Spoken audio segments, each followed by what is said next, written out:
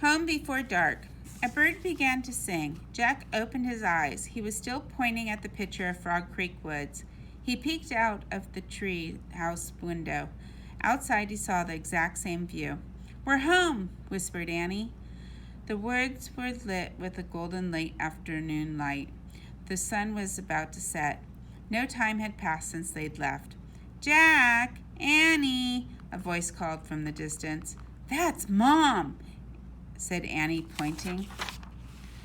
Jack saw their mother far away. She was standing in front of their house. She looked very tiny. "Annie! Jack!" she called. Annie stuck her head out the window and shouted, "Coming!" Jack still felt dazed. He just stared at Annie. "What happened to us?" he said. "We took a trip in a magic tree house," said Annie simply. "But it's the same time as when we left," said Jack. Annie shrugged. "And how did it take us so far away?" said Jack. "And so long ago." "You just looked at the book and said we wished we could go there," said Annie. "And the magic treehouse took us there." "But how?" said Jack. "And who built this magic treehouse? Who put all these books here?"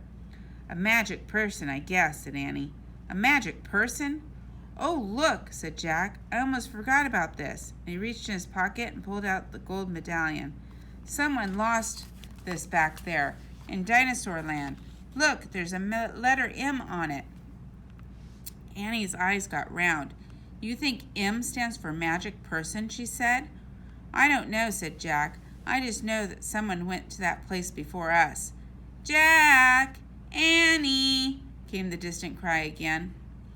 Annie poked her head out of the window. "Coming!" she shouted. Jack put the gold medallion back in his pocket. He pulled the dinosaur book out of his pack and put it back with all the other books. Then he and Annie took one last look around the treehouse. "Goodbye, house," whispered Annie. Jack slung his backpack over his shoulder and pointed at the ladder. Annie started down. Jack followed. Seconds later, they hopped onto the ground, then started walking out of the woods. "No one's going to believe our story," said Jack. "So let's not tell anyone," said Annie. "Dad won't believe it," said Jack. "He'll say it was a dream," said Annie. "Mom won't believe it," said Jack. "She'll say it was pretend." "My teacher won't believe it," said Jack. "She'll say you're nuts," said Annie. "We better not tell anyone," said Jack. "I already said that," said Annie. Jack sighed. "I think I'm starting not to believe it myself," he said. They left the woods and started up the road toward their house. As they walked all the houses on the street, the trip to the dinosaur time did seem more and more like a dream.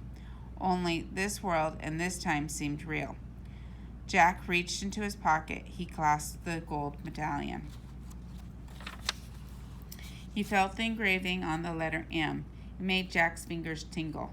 Jack laughed. Suddenly he felt very happy. He couldn't explain what happened today, but he knew for sure that their trip in the magic treehouse had been real. Absolutely real. "Tomorrow," Jack said softly, "we'll go back to the woods." "Of course," said Annie. "And we'll climb up through the treehouse," said Jack. "Of course," said Annie. "And we'll see what happens next," said Jack. "Of course," said Annie. "Race you." And they took off together, running home.